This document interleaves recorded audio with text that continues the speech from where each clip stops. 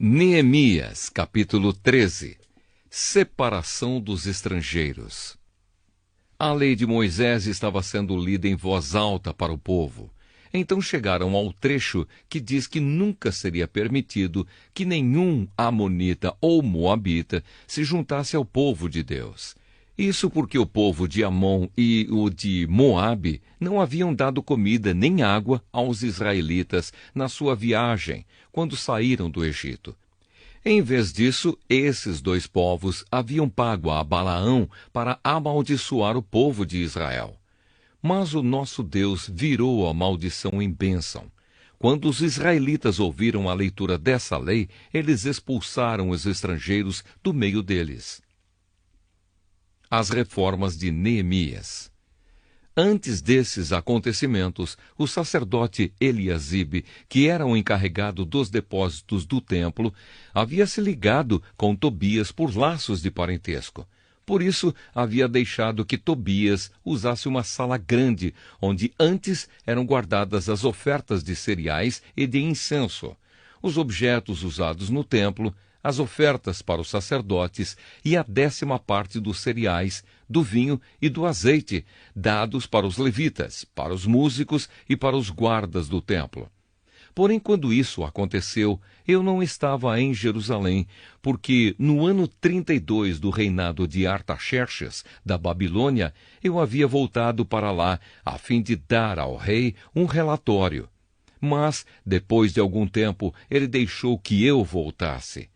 Então voltei para Jerusalém e fiquei sabendo do mal que Eliasibe havia feito, deixado que Tobias usasse uma sala do templo.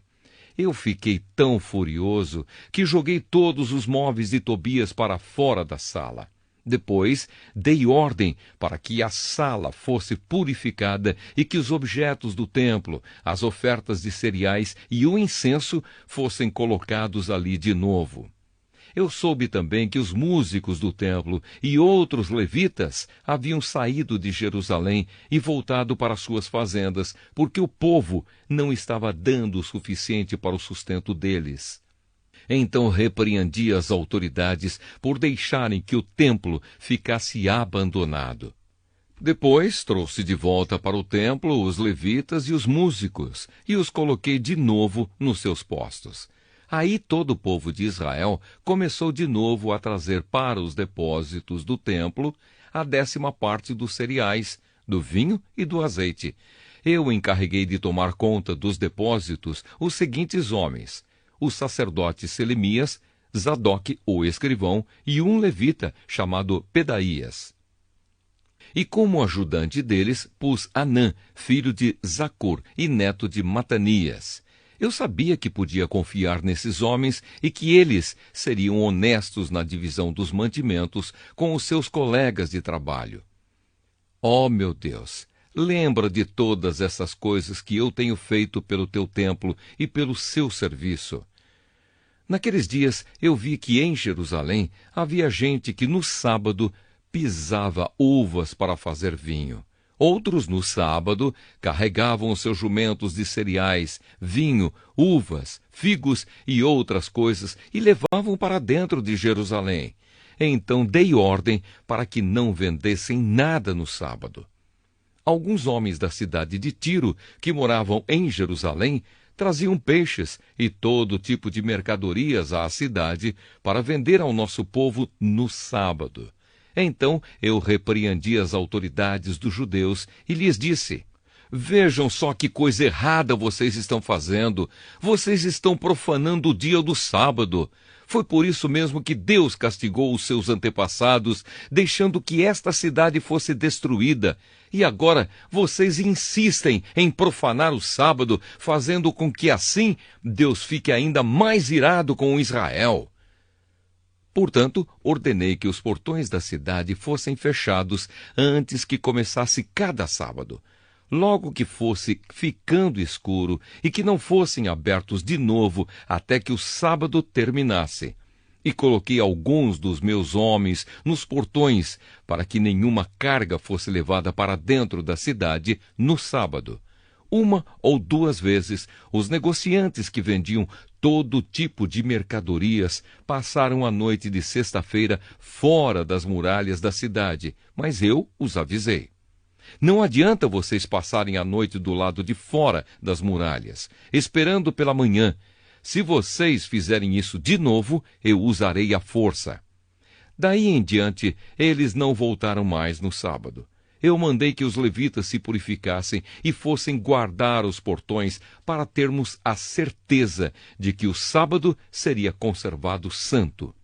Ó meu Deus, lembra de mim por isso também, e tem piedade de mim por causa do teu grande amor. Nessa época, descobri também que muitos judeus haviam casado com mulheres de Asdod, de Amon e de Moabe. Metade dos seus filhos falava a língua de Asdod, ou outra língua, e não sabia falar a língua dos judeus. Eu repreendi aqueles homens e os amaldiçoei. Bati neles e arranquei os seus cabelos. E exigi, em nome de Deus, que fizessem a promessa de que nunca mais, nem eles, nem os seus filhos, casariam com estrangeiras. Eu disse a eles: foram mulheres estrangeiras que fizeram o rei Salomão pecar. Ele era mais famoso do que todos os reis das outras nações. Deus o amou e o pôs como rei de todo o povo de Israel. E, no entanto, ele caiu nesse pecado. Será que nós vamos seguir o exemplo dele e desobedecer ao nosso Deus, casando com mulheres estrangeiras? Joiada era filho de Eliasibe, o grande sacerdote. Porém, um dos filhos de Joiada havia casado com uma filha de Sambalate, da cidade de Bet-Horon. Por isso, eu expulsei Joiada de Jerusalém. Ó meu Deus, lembra de como essas pessoas marcharam não somente o ofício de sacerdote, como também a aliança que fizeste com os sacerdotes e com os levitas. Eu purifiquei o povo de tudo que era estrangeiro. Fiz regulamentos para os sacerdotes e para os levitas, a fim de que cada um soubesse qual era a sua tarefa. Organizei o fornecimento da lenha a ser usada nos sacrifícios, para que fosse trazida no tempo certo.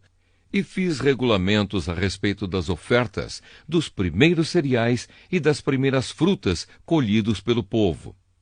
Lembra de tudo isso, ó meu Deus, e me abençoa.